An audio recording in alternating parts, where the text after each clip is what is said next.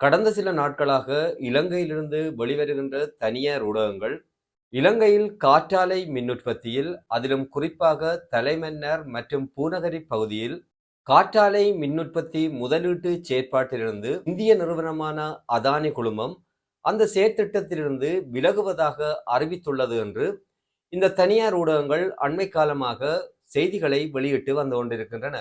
ஆனாலும் இலங்கை அரசாங்கம் இது தொடர்பாக எந்த விதமான உத்தியோகபூர்வ அறிக்கையினையும் இதுவரையில் வெளியிடவில்லை.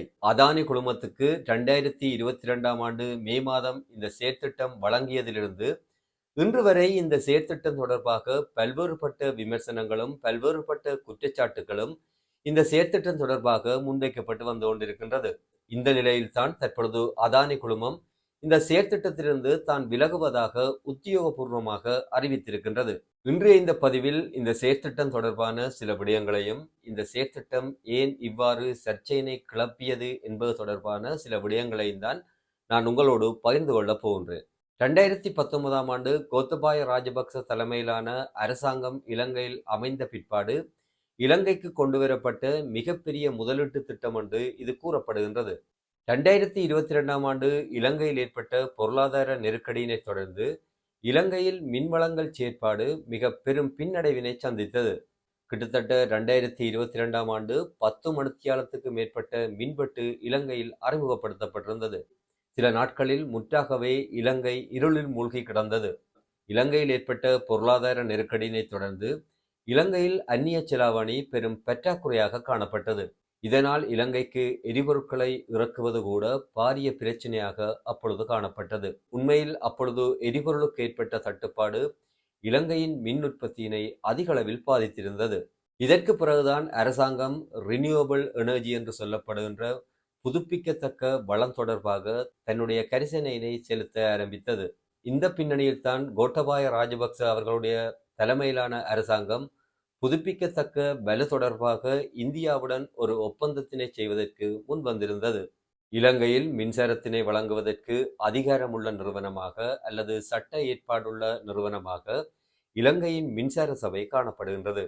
இது ஒரு செமி கவர்மெண்ட் ஆர்கனைசேஷன் அப்படி என்று சொல்லப்படுகின்றது. குறிப்பாக இலங்கை மின்சார சபை வேறு நிறுவனங்களிடமிருந்து மின்னினை கொள்வனவு செய்வதற்கு கேள்வி நடைமுறையினை பின்பற்ற வேண்டும் என்று மின்சார சபையினுடைய சட்டம் சொல்கின்றது. அதாவது டெண்டர் பொறிமுறை மூலமே வெளி நிறுவனங்களிடமிருந்து இலங்கை மின்சார சபை மின்சாரத்தினை கொள்ளளவு செய்ய வேண்டும் என்பது இலங்கை மின்சார சபையினுடைய சட்டத்தில் தெளிவாக வரையறுக்கப்பட்டிருந்தது.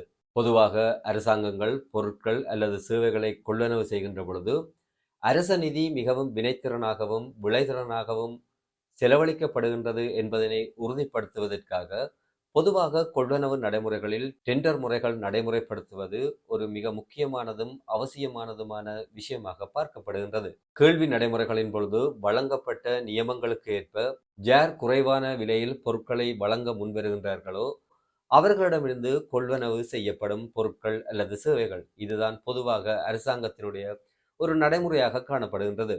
அதானி குழுமத்திடமிருந்து மட்டும் மின்சாரத்தினை பெற வேண்டும் என்ற நோக்கில் இலங்கை மின்சார சபையின் சட்டத்தில் பல்வேறுபட்ட சரத்துகள் சீர்திருத்தப்பட்டன. உண்மையில் இது சட்டத்தில் ஏற்படுத்தப்பட்ட சீர்திருத்தம் என்று சொல்வதிலும் பார்க்க சில குறிப்பிட்ட நபர்களின் தேவைகளை பூர்த்தி செய்வதற்காகவே இலங்கையினுடைய மின்சார சபையின் சட்டத்தில் சில சீர்திருத்தங்கள் கொண்டு வரப்பட்டன. இதன்படி இதுவரை காலமும் இலங்கை மின்சார சபையின் சட்டத்தில் காணப்பட்ட, அதாவது வெளி நிறுவனங்களிடமிருந்து இலங்கை மின்சார சபை மின்னினை கொள்ளளவு செய்ய வேண்டிய ஒரு தேவை ஏற்படுகின்ற பொழுது அங்கு டெண்டர் நடைமுறை பின்பற்றப்பட வேண்டும் என்று அந்த சட்டத்தில் சொல்லப்பட்டது. சில தனிநபர்களின் நலனுக்காக இந்த ஷரத்து அந்த சட்டத்திலிருந்து நீக்கப்பட்டது. இதன்படி எந்த விதமான கேள்வி நடைமுறைகளையும் பின்பற்றாமல் அதானி குழுமத்திடமிருந்து இலங்கை மின்சாரத்தினை பெறுவது என்று தீர்மானிக்கப்பட்டு இந்த ஒப்பந்தம் அதானி குழுமத்துக்கு வழங்கப்பட்டது. இந்த திட்டத்துக்காக அதானி குழுமம் 500 மில்லியன் அமெரிக்க டாலர்களை இலங்கையில் முதலீடு செய்வதற்கு தயாராக இருந்தது என்று சொல்லப்படுகின்றது. மின்சார சபையின் சட்டத்தில் மாற்றத்தினை ஏற்படுத்தி கேள்வி நடைமுறைகளை பின்பற்றாமல் அதானி குழுமத்திடமிருந்து அரசாங்கம் மின்சாரத்தினை கொள்ளளவு செய்வதற்கு எடுத்த முயற்சியினை அப்பொழுது எதிர்க்கட்சி தலைவராக இருந்த சஜித் பிரேமதாச அவர்கள் கடுமையாக விமர்சனம் செய்திருந்தார். அவருடைய கட்சி கூட இந்த நடைமுறையினை அப்பொழுது பாராளுமன்றத்தில் அதிகமாக விமர்சனம் செய்திருந்தது. தனித்து எதிர்க்கட்சி தலைவர் மட்டுமல்ல, தற்பொழுது ஜனாதிபதியாக இருக்கின்ற அனுரகுமார திசநாயக்க அவர்கள் கூட பாராளுமன்றத்தில் மின்சார சபையின் சட்டத்தில் ஏற்படுத்தப்பட்ட மாற்றங்கள் தொடர்பாக தனது விமர்சனத்தினையும் முன்வைத்திருந்தார். அப்பொழுது அவர் முக்கியமாக ஒரு விஷயத்தினையும் பாராளுமன்றத்தில் வலியுறுத்தியிருந்தார். அதாவது எதிர்காலத்தில் தமது கட்சி ஆட்சி அதிகாரத்தினை கைப்பற்றுகின்ற பொழுது நிச்சயமாக இந்த திட்டம் தடை செய்யப்படும் என்று அப்பொழுது அனுரகுமார திசநாயக்க அவர்கள் பாராளுமன்றத்தில் காரசாரமாக தனது விவாதத்தினை முன்வைத்திருந்தார். அதானி குழுமத்தினை விட குறைந்த விலையில் மின்சாரத்தினை வழங்குவதற்கு வேறு சில நிறுவனங்கள் தயாராக இருந்த பொழுதும் அதிகூடிய விலையில் மின்சாரத்தினை அதானி குழுமத்திடமிருந்து இலங்கை அரசாங்கம் பெற்று அதை சாதாரண மக்களின் தலையில் கட்டுவதற்கு முயற்சி மேற்கொள்கின்றது என்று பாராளுமன்றத்துக்கு வெளியாலேயும் இந்த திட்டம் தொடர்பாக பல்வேறுபட்ட விமர்சனங்கள் இலங்கையில் முன்வைக்கப்பட்டன. கிட்டத்தட்ட அதானி குழுமம் 1 கிலோவாட் மின்சாரத்தினை 8.26 அமெரிக்க டாலருக்கு இலங்கைக்கு வழங்குவதற்கு முன்வந்ததாக சொல்லப்படுகின்றது. ஆனாலும் வேறு சில நிறுவனங்கள் 6 அமெரிக்க டாலருக்கு குறைவாக மின்சாரத்தினை வழங்க முன்வந்தது என்றும் சொல்லப்படுகின்றது. 2022ஆம் ஆண்டு இலங்கை அந்நிய செலாவணிக்கு பல்வேறுபட்ட இடர்களை சந்தித்த பொழுது இலங்கையினை இந்த நெருக்கடியிலிருந்து மீட்டெடுப்பதற்காக இந்திய அரசாங்கம் பல்வேறுபட்ட உதவிகளை இலங்கைக்கு அப்பொழுது செய்திருந்தது. இதனால் இந்திய அரசு இலங்கைக்கு மறைமுகமாக ஏதாவது அழுத்தத்தினை பிரயோகித்து தங்களுடைய நாட்டு நிறுவனமான அதானி குழுமத்துக்கு இந்த செயற்திட்டத்தினை வழங்குமாறு இலங்கை அரசாங்கத்துக்கு ஏதாவது அழுத்தங்கள் பிரயோகிக்கப்பட்டதா என்ற சந்தேகம் அப்பொழுது எழுப்பப்பட்டது. இந்த சந்தேகத்தினை உறுதிப்படுத்தும் முகமாக ஒரு சம்பவமும் அப்பொழுது இடம்பெற்றது. 2022ஆம் ஆண்டு மார்ச் மாதம் இலங்கை அரசாங்கமும் அதானி குழுமமும் இந்த செயற்திட்டம் தொடர்பாக ஒரு புரிந்துணர்வு உடன்படிக்கையில் கையொப்பமிட்டுக் கொண்டது. ஆனாலும் இந்த ஒப்பந்தம் வெளிப்படைத்தன்மையாக செய்யப்படவில்லை என்ற விமர்சனத்தினை தொடர்ந்து பாராளுமன்ற தெரிவுக்குழுவான கமிட்டி ஆஃப் என்டர்பிரைஸுக்கு அப்பொழுது இலங்கை மின்சார சபை தலைவராக இருந்த பேர்டினண்ட் அவர்கள் விசாரணைக்காக அழைக்கப்பட்டிருந்தார். அந்த விசாரணையின் பொழுது இலங்கையினுடைய மின்சார சபையின் தலைவர் ஒரு அதிர்ச்சிகரமான தகவலை வெளியிட்டிருந்தார். அதாவது தன்னுடன் நேரடியாக தொடர்பு கொண்ட அப்போதைய இலங்கையினுடைய ஜனாதிபதி கோட்டபாய ராஜபக்ச இந்திய பிரதமர் மோடி அவர்கள் தன்னை கட்டாயப்படுத்துவதால் அதானி குழுமத்துக்கு டெண்டர் நடைமுறைகள் எதையும் பின்பற்றாமல் இலங்கையின் வடக்கு மாகாணத்தில் உள்ள மன்னார் மற்றும் பூநகரி பகுதிகளில் காற்றாலை மின் உற்பத்தி நிலையத்தினை நிறுவுவதற்கு அதிலிருந்து மின்சாரத்தை பெறுவதற்குமான ஒப்பந்தத்தினை அவர்களுக்கு வழங்குமாறு கேட்டிருந்தார் என்று அவர் கமிட்டி ஆஃப் பப்ளிக் என்டர்பிரைஸ் என்ற சுயாதீனமான அந்த பாராளுமன்ற குழுவில் அவர் தன்னுடைய வாக்குமூலத்தில் அவ்வாறு தெரிவித்திருந்தார். இது அப்பொழுது இலங்கையில் மட்டுமல்ல இந்தியாவின் அரசியலிலும் பல்வேறுபட்ட விமர்சனங்களினையும் ஒரு கொதிநிலையினையும் ஏற்படுத்தியிருந்தது. இதனைத் தொடர்ந்து அப்பொழுது இலங்கையினுடைய மின்சார சபையினுடைய தலைவர் தனது பதவியினை ராஜினாமா கூட செய்திருந்தார். இதற்கு பிற்பாடு இலங்கையில் ஏற்பட்ட அரகலிய மக்கள் போராட்டத்தினை தொடர்ந்து இலங்கையினுடைய ஜனாதிபதி கோட்டபாய ராஜபக்ச அவர்கள் தனது பதவியினை துறந்து நாட்டை விட்டு ஓடியிருந்தார். அதற்கு பின்பாடு ரணில் விக்ரமசிங்க அவர்கள் இடைக்கால ஜனாதிபதியாக பதவியேற்றிருந்தார். இவ்வாறு இலங்கையினுடைய அரசியலில் பல்வேறுபட்ட மாற்றங்கள் ஏற்பட்ட பொழுதும் அதானி குழுமத்தினுடைய செயற்பாடுகள் அப்பொழுதும் மந்தகதியில் இலங்கையில் இடம்பெற்றுக் கொண்டிருந்தது. இதனைத் தொடர்ந்து 2024ஆம் ஆண்டு ஜனாதிபதி தேர்தலில் அனுரகுமார திசநாயக்க அவர்கள் என்பிபி கட்சி சார்பாக போட்டியிட்டு இலங்கையினுடைய ஜனாதிபதியாக தெரிவு செய்யப்பட்டிருந்தார்.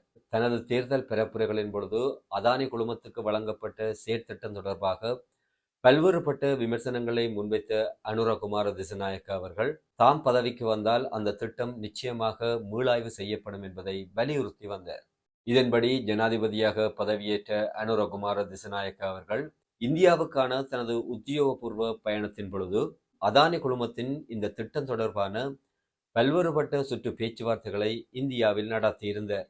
அதன் பொழுது அதானி குழுமத்தால் இலங்கைக்கு வழங்கப்பட இருக்கின்ற மின்சாரத்தின் விலை தொடர்பாக தனது ஆதங்கத்தினையும் ஜனாதிபதி அனுரகுமார திசநாயக்க அவர்கள் இந்தியாவில் தெரிவித்திருந்தார். இதே நேரம் அதானி குழுமத்தினால் முன்வைக்கப்பட்ட கட்டணம் குறைக்கப்பட வேண்டும் என்றும் இந்த கட்டண மீளாய்வு தொடர்பாக தனது அரசாங்கம் கரிசனை கொண்டுள்ளது என்றும் அனுரகுமார திசநாயக்க தன்னுடைய நிலைப்பாட்டினை இந்தியாவில் மிக தெளிவாக அப்பொழுது கூறியிருந்தார். இதேவேளை அதானி குழுமத்தினால் இலங்கையில் நடைமுறைப்படுத்த இருந்த காற்றாலை மின் உற்பத்தி நிலையம் தொடர்பாக பல்வேறுபட்ட வழக்குகள் இலங்கையினுடைய உச்ச நீதிமன்றத்தில் அப்பொழுது நிலுவையில் இருந்தது. இதனை விட மன்னாரில் இந்த செயற்திட்டத்தினை முன்னெடுப்பதற்காக இதுவரையில் இந்த செயற்திட்டத்திற்கு சுற்றுச்சூழல் அனுமதியும் வழங்கப்படவில்லை என்று சொல்லப்படுகின்றது. உண்மையில் அதானி குழுமத்தினர் மன்னாரில் காற்றாலை மின் உற்பத்தி நிலையத்தினை நிறுவுவதற்கு மன்னார் மக்கள் தங்களுடைய எதிர்ப்பினை பதிவு செய்திருந்தனர். இது அப்பொழுது இலங்கையிலிருந்து வெளிவருகின்ற அனைத்து ஊடகங்களிலும் மிக முக்கியமான செய்தியாக கூட வெளியிடப்பட்டு வந்தது. உண்மையில் மன்னாரை பொறுத்தவரையில் வெளிநாட்டு பறவைகள் தங்கிச் செல்கின்ற ஒரு முக்கியமான பிரதேசமாக காணப்படுகின்றது. இதனை விட தலைமன்னார் பகுதியில், அதாவது அதானி குழுமத்தினால் காற்றாலை மின் உற்பத்தி நிலையம் நிறுவப்பட இருக்கின்ற தலைமன்னார் பகுதியில் அதிகளவான மக்களினுடைய வாழ்வாதாரமாக மீன்பிடி காணப்படுகின்றது. இதனால் கடற்கரையில் நிறுவப்படுகின்ற காற்றாலை மின் உற்பத்தி நிலையத்தினால் இயற்கை சமநிலை மட்டுமல்ல, மக்களுடைய வாழ்வாதாரமும் பாதிக்கப்படும் என்பது மன்னார் மக்களுடைய கவலையாகவும் கரிசனையாகவும் இருக்கின்றது. இந்த பின்னணிகளின் அடிப்படையில் தான் தற்பொழுது அதானி குழுமம் இந்த செயற்திட்டத்திலிருந்து தாங்கள் வெளியேறுகின்றோம் என்று உத்தியோகபூர்வமாக அறிவித்திருக்கின்றது என்று கூறப்படுகின்றது. கிட்டத்தட்ட 14 சுற்று பேச்சுவார்த்தைகள் இலங்கை அரசாங்கத்துடன் இதுவரையில் இடம்பெற்றதாகவும், ஆனாலும் இந்த திட்டம் தொடர்பாக இதுவரையில் எந்தவிதமான காத்திரமான முடிவுகளும் எடுக்கப்படாத நிலையில் தற்பொழுது தாங்கள் இந்த செயற்திட்டத்திலிருந்து வெளியேறுவதாக அதானி குழுமம் கூறியிருக்கின்றது. கிட்டத்தட்ட இந்த செயற்திட்டத்துக்காக அதானி குழுமம் தாங்கள் இதுவரை 5 மில்லியன் அமெரிக்க டாலர்கள் செலவழித்ததாக கூறுகின்றது. உண்மையில் இந்த திட்டத்திலிருந்து அதானி குழுமம் வெளியேறுகின்ற பொழுது இலங்கை பல்வேறுபட்ட வழிகளில் சில நெருக்குவாரங்களை சந்திக்க ஏற்படும் என்பது சில அவதானிகளின் கருத்தாக இருக்கின்றது. குறிப்பாக ஒரு வெளிநாட்டு முதலீட்டாளர்கள் அந்த நாட்டினை விட்டு வெளியேறுகின்ற பொழுது ஏனைய வெளிநாட்டு முதலீட்டாளர்கள் அந்த நாட்டில் முதலீடு செய்வதற்கு அச்சம் தெரிவிப்பார்கள் என்பது பொருளாதார நிபுணர்களுடைய கருத்தாக காணப்படுகின்றது. உண்மையில் இதனை ஒரு வகையில் ஏற்றுக்கொள்ளத்தான் வேண்டியிருக்கின்றது. அடுத்து இலங்கையினுடைய மின்சார உற்பத்தி என்பது இன்று வரையில் அதிக அளவில் எரிபொருட்களிலேயே தங்கியிருக்கின்றது. எரிபொருட்களை கொள்ளளவு செய்வதற்காக அதிகளவான அந்நிய செலாவணிகளை இலங்கை அரசாங்கம் தொடர்ச்சியாக பயன்படுத்துகின்றது. புதுப்பிக்கத்தக்க வளங்களின் அடிப்படையில் இலங்கை அரசாங்கம் மின் உற்பத்தியினை செய்வது சுற்றுச்சூழல் ரீதியாகவும் பொருளாதார ரீதியாகவும் இலங்கைக்கு நன்மை தரக்கூடிய ஒரு விஷயமாக பார்க்கப்படுகின்ற இந்த காலகட்டத்தில் இவ்வாறான புதுப்பிக்கத்தக்க வளத்தினை பயன்படுத்தி மின்சாரத்தினை உற்பத்தி செய்கின்ற ஒரு செயற்திட்டம் உண்மையில் இலங்கையினை விட்டு வெளியேறுவது இலங்கைக்கு ஒரு பாரிய நெருக்கடியினை எதிர்காலத்தில் ஏற்படுத்தும் என்று நம்பப்படுகின்றது. அடுத்து இலங்கைக்கும் இந்தியாவுக்கும் இருக்கின்ற அயலுறவு கொள்கைகளில் இது சில பாதகமான விளைவுகளை ஏற்படுத்தலாம் என்றும் நம்பப்படுகின்றது. உண்மையில் சரிவுளைகளுக்கு அப்பால் இலங்கைக்கு ஒரு நெருக்கடி ஏற்படுகின்ற பொழுது அண்டை நாடான இந்தியாதான் உடனடியாக இலங்கைக்கு என்னவிதமான உதவிகளையும் வழங்குவதற்கு தயாராக இருக்கின்ற ஒரு நாடாக காணப்படுகின்றது. எனவே இவ்வாறான சில சம்பவங்கள் இந்த அயலுறவு கொள்கைகளில் சில விரிசல்களையும் சில பாதிப்புகளையும் ஏற்படுத்தலாம் என்பது அவதானிகளுடைய இன்னொரு கருத்தாக காணப்படுகின்றது. ஆனாலும் ஊடகங்கள் சில தகவல்களை வெளியிட்டிருக்கின்றன.